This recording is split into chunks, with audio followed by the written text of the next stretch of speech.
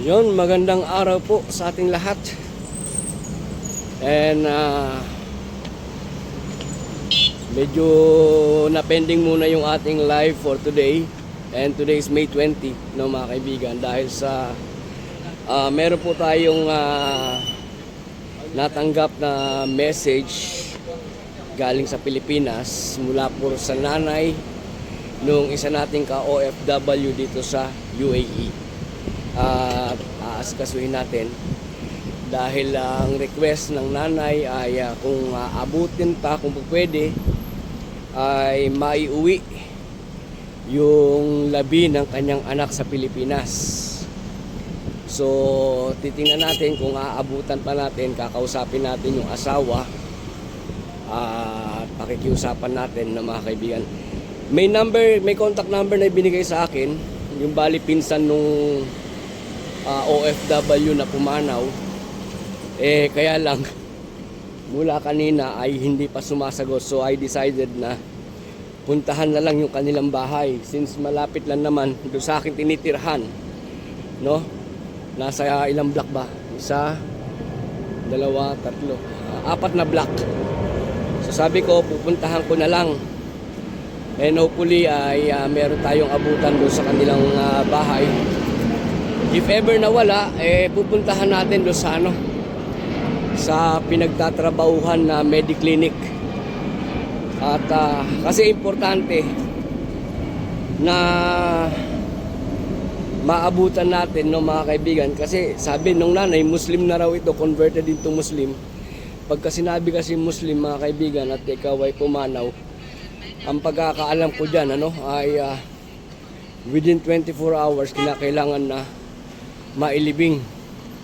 So cross finger tayo, hopefully ay hindi pa naililibing. Let's say na nasa morgue pa, tapos mapakiusapan natin yung asawa na kung po pwede ay payagan na pa-repatriate yung labi nung kanyang asawa, para sa ganun ay mapagbigyan naman yung request nung nanay, no? And tinawagan ko na rin yung aking mga kasamahan sa bagong bayaning manggagawang OFW UAE para makipag-coordinate na sa Polo OWA na whatever is the decision will be the decision of yung asawa ay mapabilis yung proseso, no, na pagpapauwi. So ay malapit na pala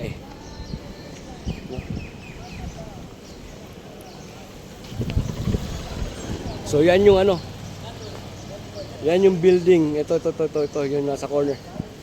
Yan yung building nung nasa Google Map. So malapit lang.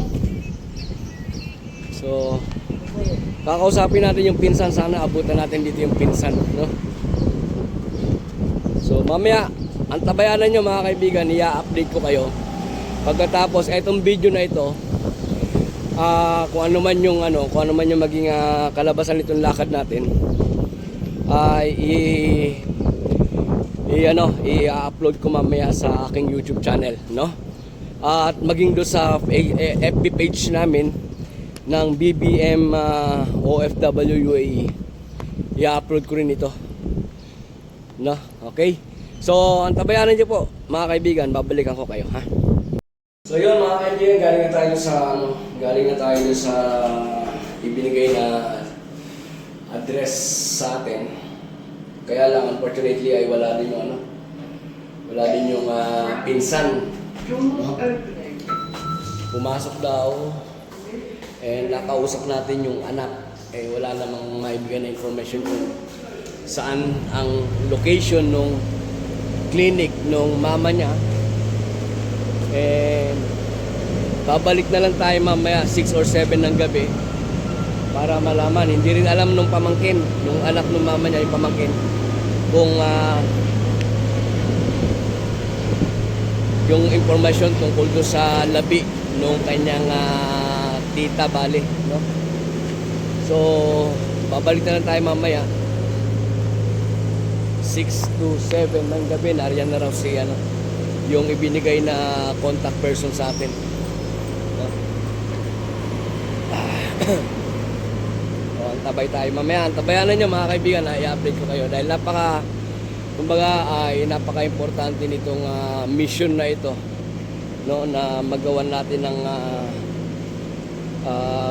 katuparan if ever na magkaroon ng pagkakataon mapagbigyan yung request ng nanay ng isang OFW, no? Yun yung pinaka saddest thing na pwedeng mangyari sa mga pamilya ng mga OFW. And sana ang ating lang inaasam ay maabutan pa natin yung labi, no?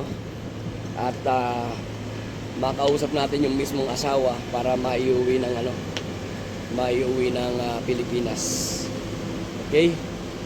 So yun lang muna ang update natin. Mamaya uli na mga kaibigan, babalik tayo dito ng alas 6 ng hapon para makausap natin, no, yung contact person na pinsan nung humanaw na OFW. Okay? So antabay lang po uli. Babalik ako.